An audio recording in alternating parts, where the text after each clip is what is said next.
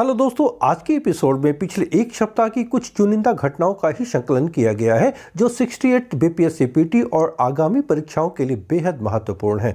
पूरी वीडियो को ध्यान से देखें। चलिए शुरू करते हैं। इस वर्ष यानी 2022 में गांधी मंडेला अवार्ड से किसे सम्मानित किया गया है?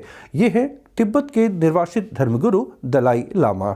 दोस्तों, तिब्बती आध्यात्मिक गुरु दलाई लामा को इस वर्ष का यानी 2022 का गांधी मंडेला शांति पुरस्कार से सम्मानित किया गया है।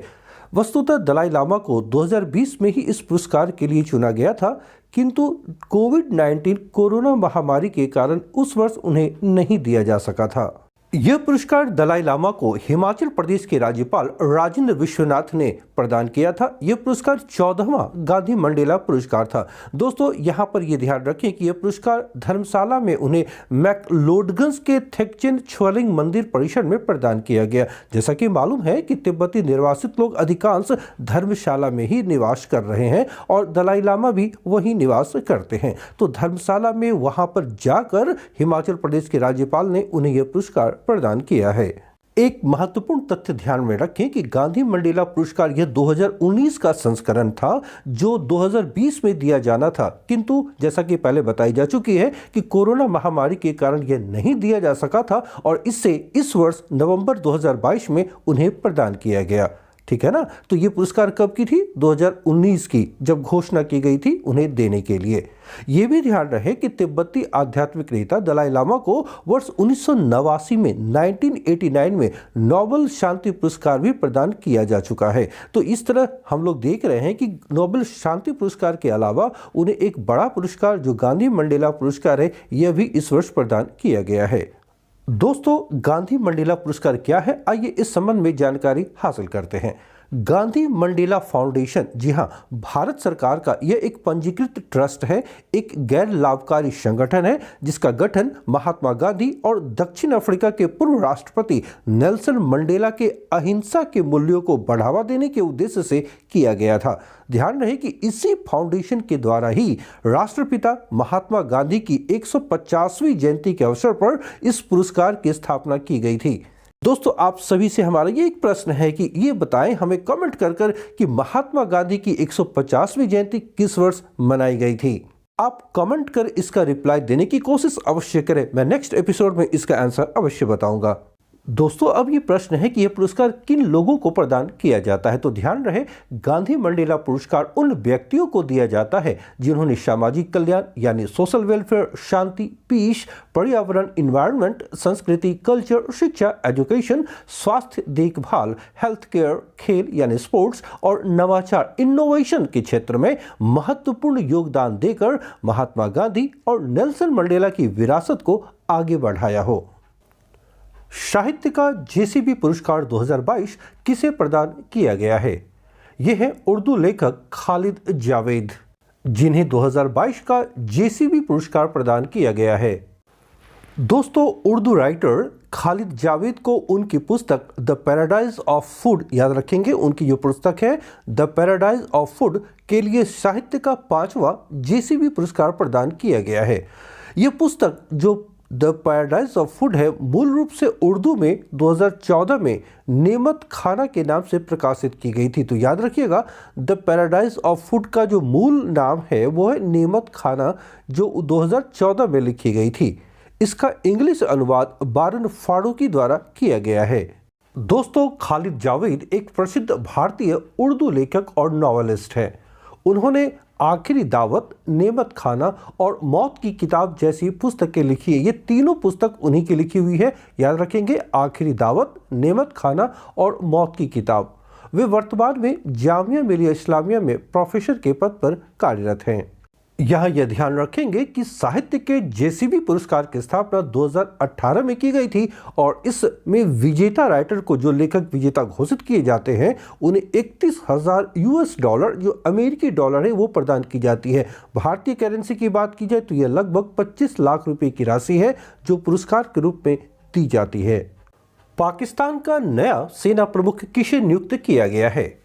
यह है लेफ्टिनेंट जनरल असीम मुनीर, जिन्हें पाकिस्तान का नया सैन्य प्रमुख बनाया गया है।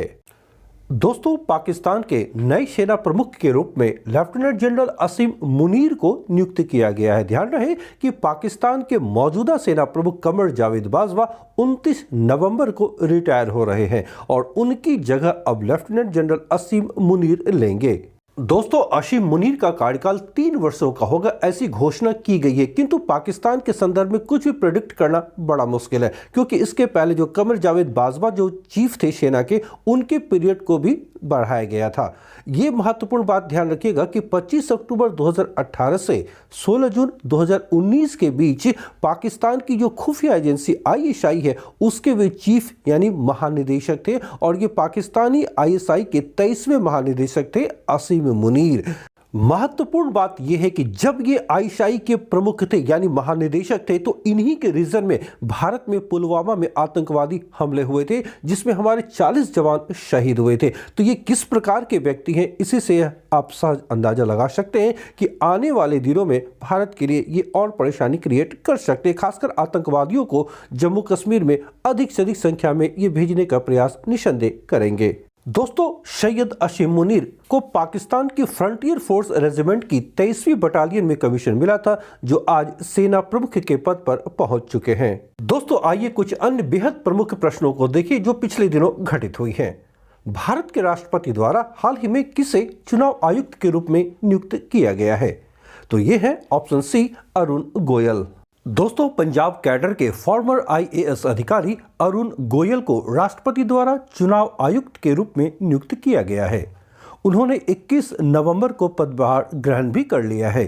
दोस्तों, इससे पहले अरुण गोयल ने भारी उद्योग सचिव के पद से स्वैच्छिक सेवानिवृत्ति ली थी।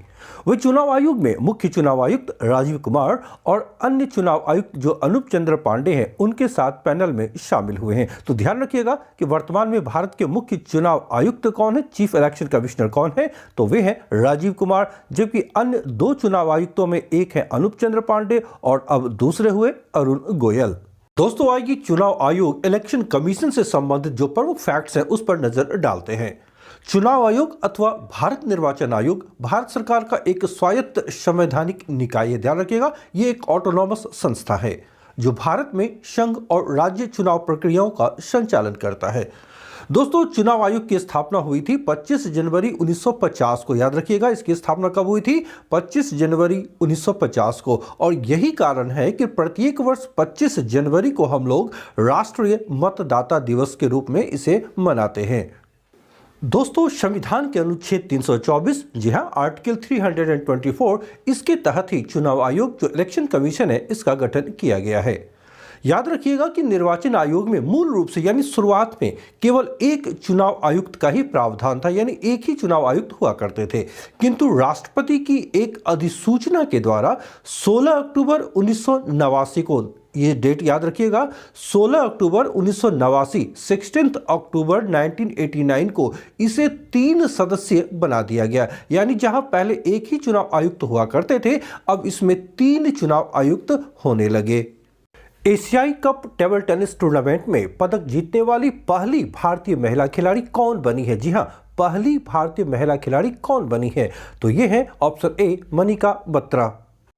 दोस्तों, भारतीय टेबल टेनिस खिलाड़ी मनिका बत्रा ने बैंकॉक, थाईलैंड में आयोजित एशियन कप 2022 टेबल टेनिस प्रतियोगिता में महिला एकल में कांस्य पदक जीता है। ये बेहद महत्वपूर्ण है, याद रखें, ये महिला एकल का खिताब है जिसमें उन्होंने कांस्य पदक, ब्रॉन्ज मेडल जीता है। ये आयोजित कहाँ किया गया? तो बैंकॉक, जो थाईलैंड की राजधानी है, वहां पर एशियन कप 2022 टेबल टेनिस प्रतियोगिता में।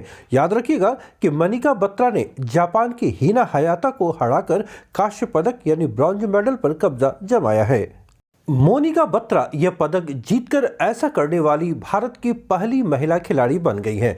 दोस्तों, Asia cup table tennis tournament एक वार्षिक प्रतियोगिता है, ध्यान रहे, कि प्रत्येक वर्ष आयोजित की जाती है, जो अंतर्राष्ट्रीय टेबल टेनिस महासंघ जो ITTF है, इंटरनेशनल टेबल टेनिस फेडरेशन, और एशियाई टेबल टेनिस संघ द्वारा आयोजित की जाती है।